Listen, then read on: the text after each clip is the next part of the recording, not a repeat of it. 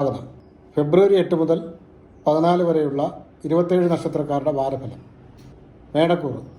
അശ്വതി, ഭരണി, കാർത്തികക്കാല്. 8, 9 ദിവസങ്ങളിൽ സ്ഥാനമാന ഗുണം, ധനലാഭം കിട്ടുമ്പോൾ 10, 11, 12, 13, 14 ദിവസങ്ങളിൽ കലഹം, മനോദുഃഖം, ഉദരരോഗം, ബന്ധനം, ഭീതി എന്നിവ കാണുന്നു. ഇടവക്കൂറ്. കാർത്തികക്കാല്, കാർത്തിക മുക്കാല്, രോഹിണി, മകയിരത്തര.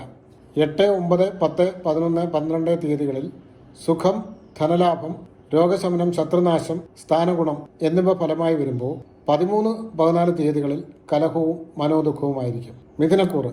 മകയിരത്തര, തിരുവാതിര, പുണർതത്തി മുക്കാല്. 8, 9 തീയതികളിൽ വാതരോഗം, കാര്യതടസ്സം. 10, 11, 12, 13, 14 തീയതികളിൽ സുഖം, ധനലാഭം, രോഗശമനം, ശത്രുനാശം, സ്ഥാനഗുണം എന്നിവ കാണുന്നു. കർക്കിടകക്കൂറ്. പുണർതത്തിക്കാല്, പൂയം, ആയില്യം.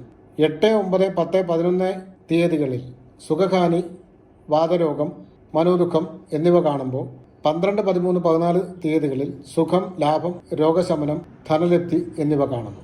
മകം, പൂരം, ഉത്രത്തിക്കാല് വരുന്ന ചിങ്ങക്കൂറുകാർക്ക് 8, 9 തീയതികളിൽ സുഖം, ധനലാഭം, കാര്യസിദ്ധി കാണുമ്പോൾ 10, 11, 12, 13, 14 തീയതികളിൽ സുഖഹാനി, മനോദുഃഖം, കാര്യതടസ്സം, വീഴ്ച എന്നിവ കാണുന്നു. ഉത്രത്തി മുക്കാല്, അത്തം, ചിത്തിരയര അടങ്ങുന്ന കന്നിക്കൂറുകാർക്ക് 8, 9, 13, 14 തീയതികളിൽ മാനഹാനി, സുഖഹാനി, വഴിയിൽ അപകടം, അർത്ഥനാശം, കർമ്മ തടസ്സം. 10, 11, 12 തീയതികളിൽ ധനലാഭം, ശത്രുനാശം, ആരോഗ്യം എന്നിവ കാണുന്നു.